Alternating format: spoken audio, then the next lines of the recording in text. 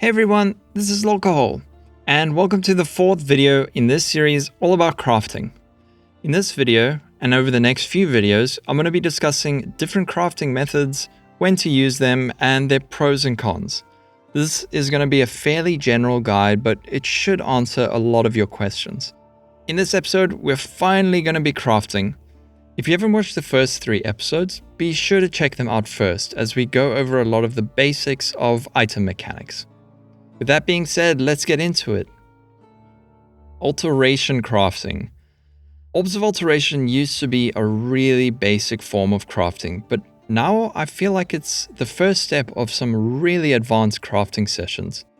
It always has been, but with the price of alterations being so high, about 3-to-1 chaos, I wouldn't recommend using them to try to hit just extra life and resistances to fix your build unless you're playing SSF.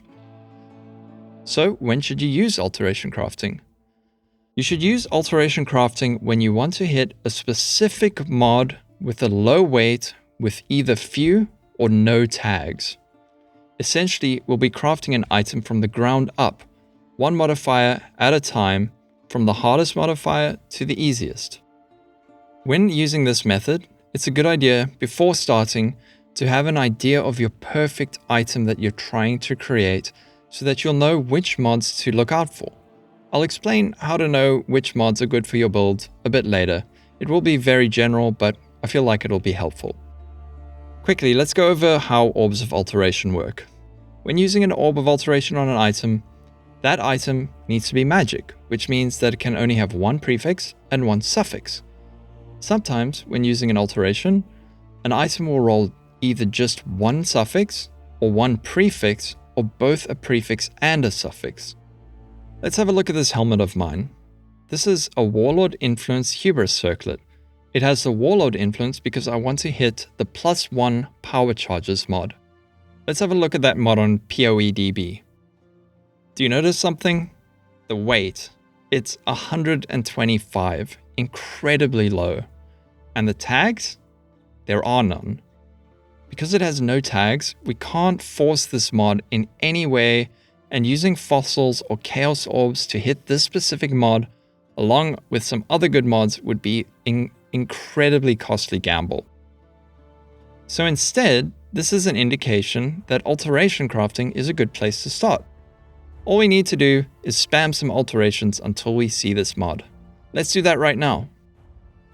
First, let's use a transmute to get this item magic. And sorry for the change in audio quality. I can't hide under a blanket when recording this, so the poor acoustics of my room have become readily apparent.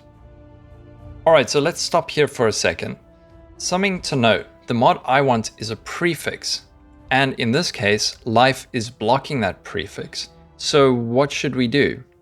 Well, in this case, I know that the suffix modifier has the attack tag, which is easily removable with harvest. Ideally, what we would want is to hit +1 power charges with a suffix that we really like.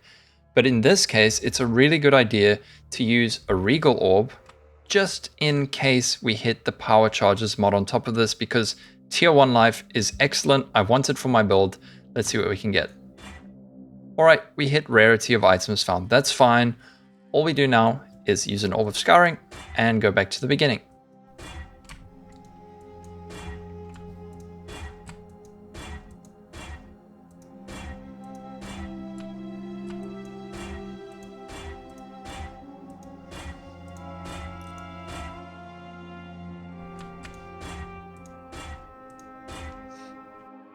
Again, here's another example. I don't actually need crit multi, but it's a great mod. Again, easily removable.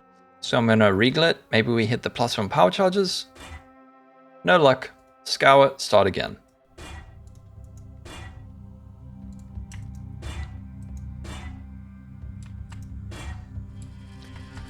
Here's another example. So something to note again, the mod I want to hit is a prefix, but sometimes if I see a good suffix that I might want to keep on the final version of the item, I'll use an Orb of Augmentation.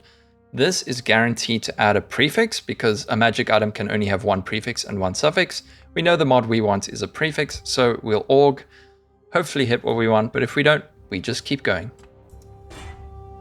Alright, that's not something we want, so back to Orbs of Alteration.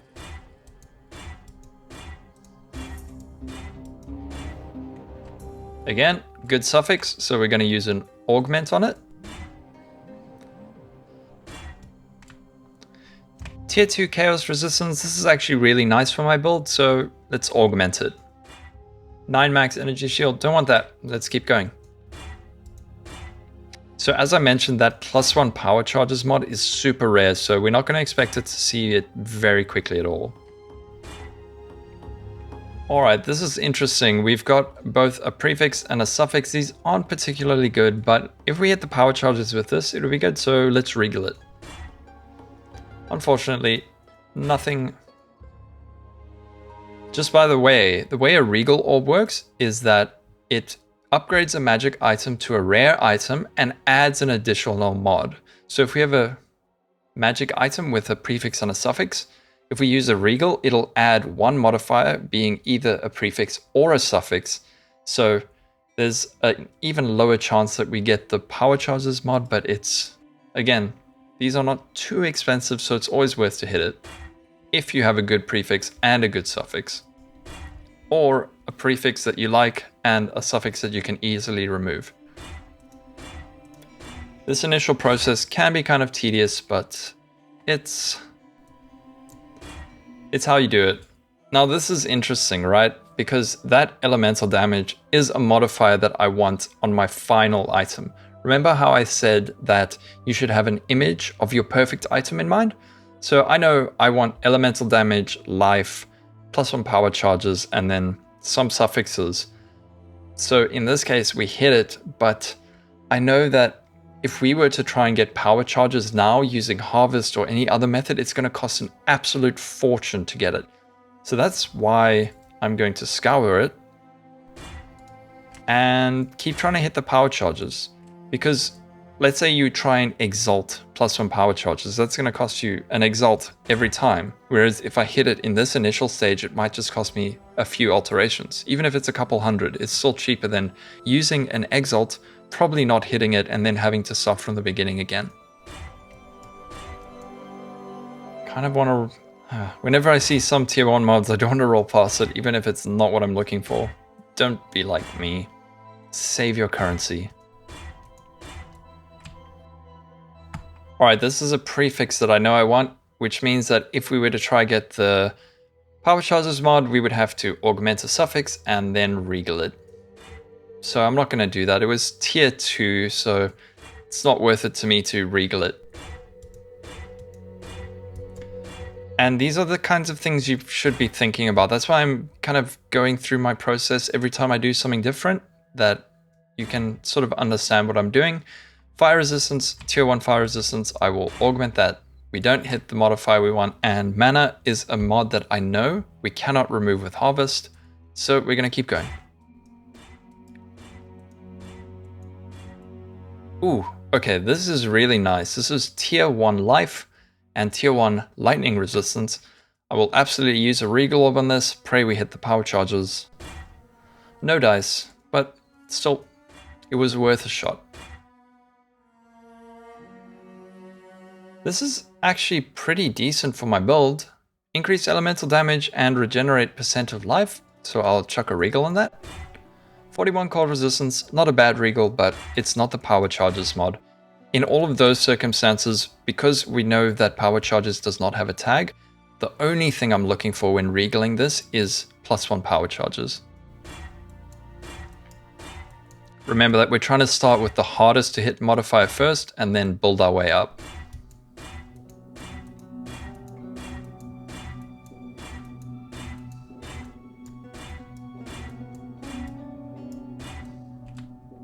Tier 2 elemental damage, roll past that. If it was tier 1, I would aug and then regal, but not for tier 2. Another tip is to go slow and steady with this when you do it yourself, because sometimes you'll just click straight past a super hard to hit mod, which is like, man, it hurts. Now here we hit tier 1 elemental damage, which is something I want. But this suffix reduced attribute requirements. You can see it has no tags, so the only possible way to remove this is with an annulment orb, or if we were to craft all the prefixes first, which in my ideal helmet would be life, elemental damage, and +1 power charges, and then scour off the suffixes, but it's too much of a stretch to do that. So I think what we're going to do instead is just roll past that. Keep trying to hit that power charges mod. But I think it's becoming abundantly clear why doing this with alterations and not chaos orbs is the way to go, because it's so rare that using hundreds of chaos is just much more expensive, or hundreds of fossils, much more expensive. All right, tier 1 life. Let's see what we can org. I don't really want to keep that. Regenerate life. Regenerate flat life, not very good. Oh, at last. Oh no. Okay, so first instance of the modifier, and I guess this is a very good example, right? So this has the prefix that we want, but the suffix is a horrible one that we cannot remove with harvest because it has no tags. So we have a few options here. What we can do is try to annul it so that we just have +1 maximum power charges, 50% chance of failing. Or we can look further into the future and say, all right, what we're going to do is try craft life on it, and then try craft, you know, a second prefix, or craft on a prefix with the bench. And then we're going to do a craft like prefixes cannot be changed, and then scour it, or something like a harvest craft, reroll the suffixes without affecting the prefixes. That is an option. So considering how hard this has been to hit, I'm feeling like, or the YOLO annul. I'm feeling the annul, guys. There we go. All right, we've isolated it. Now, this has been the first episode of Alteration Crafting. What comes next is we have a lot of avenues now that things like harvest and beast crafting and awakener orb crafting is a thing. So what I would do with this,